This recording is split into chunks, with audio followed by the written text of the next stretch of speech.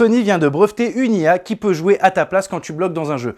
Et non, ce n'est pas une blague, ils appellent ça le Ghost Player, je t'explique. Sony a déposé un brevet pour un système qui analyse ton gameplay en temps réel. L'IA apprend. En gros, l'IA va apprendre ton style, ton timing, tes choix et tes erreurs récurrentes. Et quand le jeu devient trop dur, elle prend littéralement le contrôle. Mais pas comme dans un tutoriel, pas comme dans un guide YouTube, mais comme dans une version IA de toi-même. Ouais, c'est flippant. Le brevet décrit plusieurs modes. Le story mode, donc en gros, on aura l'IA qui fait avancer l'histoire pour que tu ne décroches pas. Le combat mode, donc là, elle montre ou exécute les attaques parfaites.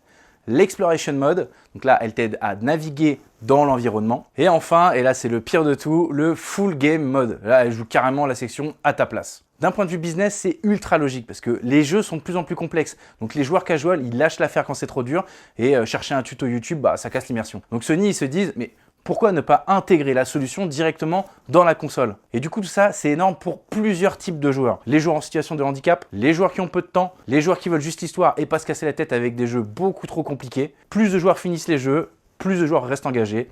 Mais là où ça devient chaud, c'est est-ce que ça va pas détruire l'essence même de ce qui fait le jeu vidéo? Les skills, la persévérance, les échecs, le moment où putain j'ai réussi. Donne tout là, donne tout. Bien joué! Et la satisfaction immense qui s'en accompagne. Si l'IA le fait pour toi, est-ce que ça compte vraiment? Est-ce que tu joues toujours au jeu? Puis après, il y a d'autres questions qui viennent, qui sont tout aussi légitimes. Et le multijoueur, et le ranked, où est la limite entre aide et triche?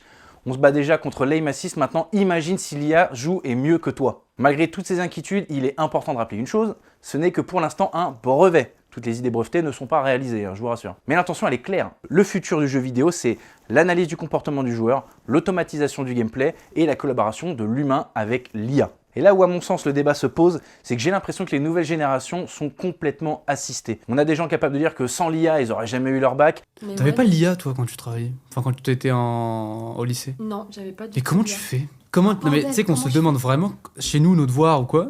Je te jure que sans l'IA pour avoir le bac, vas-y. J'ai carrément dans mon entourage des gens qui se servent de l'IA comme d'un psy. Et maintenant, on a l'IA qui va jouer à ta place. Là où des études montraient que le jeu vidéo était hyper intéressant pour pouvoir développer les facultés cognitives des enfants, qu'est-ce qui se passe maintenant une fois qu'on vous met la béquille directement à la bouche? Est-ce que vous continuez de jouer ou est-ce que vous n'êtes pas, vous, servant de l'IA? En soi, ça ne changera pas l'expérience des joueurs qui jouent de manière occasionnelle ou des joueurs qui veulent jouer avec la difficulté à son maximum. Mais le problème, à mon sens, c'est vraiment cette catégorie de personnes qui ne peut rien faire d'elle-même et qui ne cherche pas des solutions par elle-même, mais qui cherche à être assistée par une IA. Sony est-il en train de rendre le jeu vidéo accessible à tous ou plutôt de carrément tuer ce qui rend le gaming spécial? Toi, est-ce que tu utiliserais le Ghost Player? Dis-le moi en commentaire et en attendant, restez geek.